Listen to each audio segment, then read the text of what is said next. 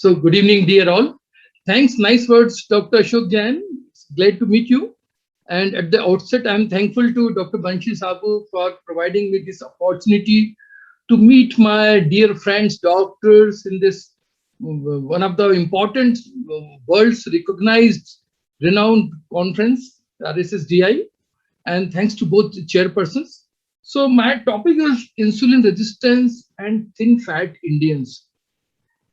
We know that we just know that diabetes is two type 1, type 2 basically.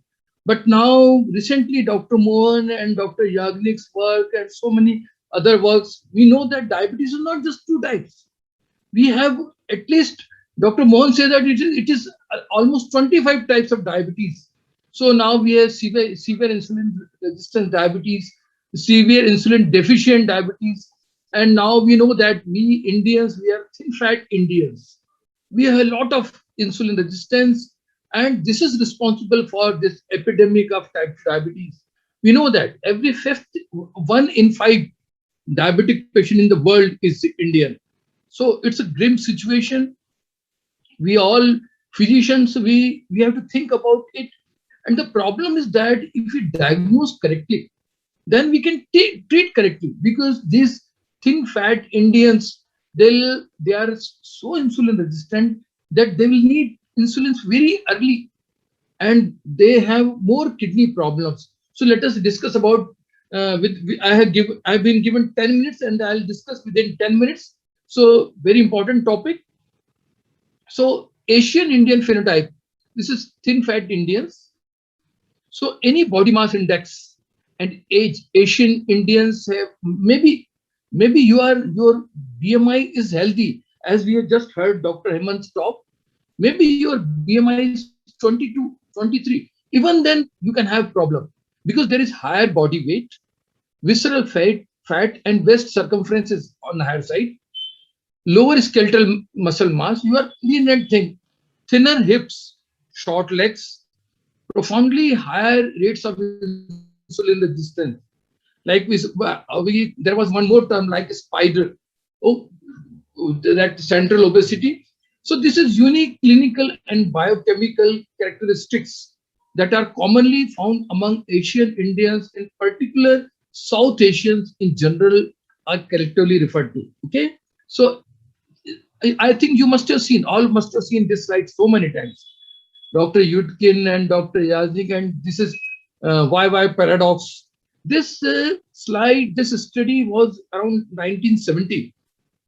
Dr. Yagnik, he was working in Oxford University, London, and that time he submitted himself for one test, and to his surprise, both the BMI, you can see that BMI of both Dr. Yudkin and Dr. Yagnik is same, 22.3.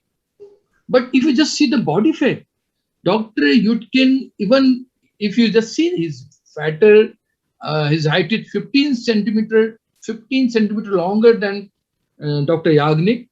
Weight is also high, but even that the body fat mass is just 99.1% compared to Dr. Yagnik, that is 21.2%.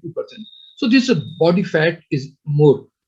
And the surprise that the insulin levels were double the Dr. Yudkin's in Dr. Yagnik. This was the main point. So this was insulin resistance. And from there, we thought that why our lean and thin people, they are getting diabetes. Okay.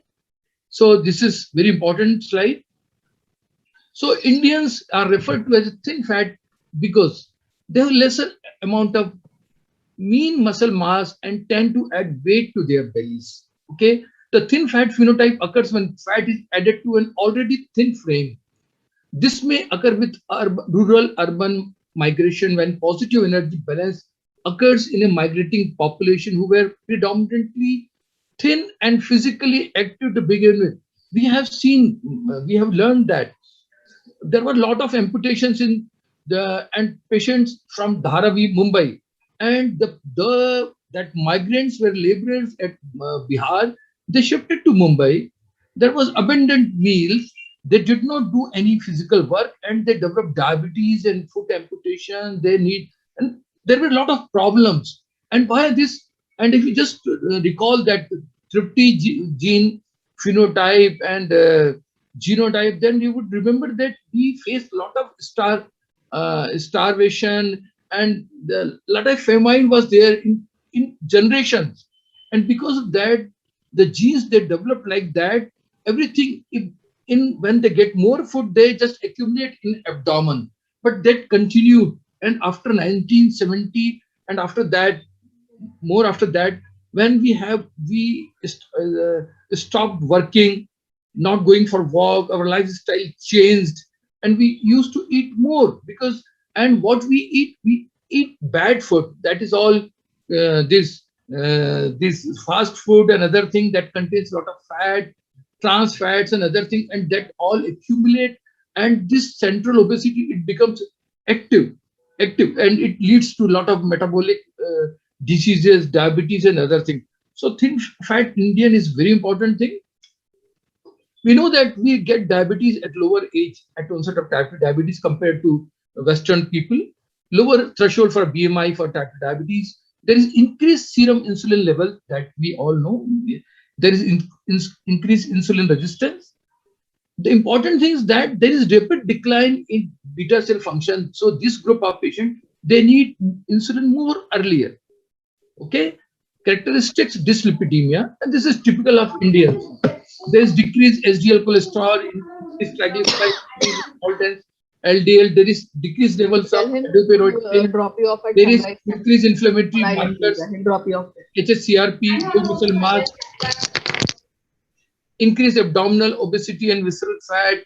And now we are getting a lot of these fatty livers, low birth weight, low B12, OSD, and a lot of problems for this Asian Indian phenotype.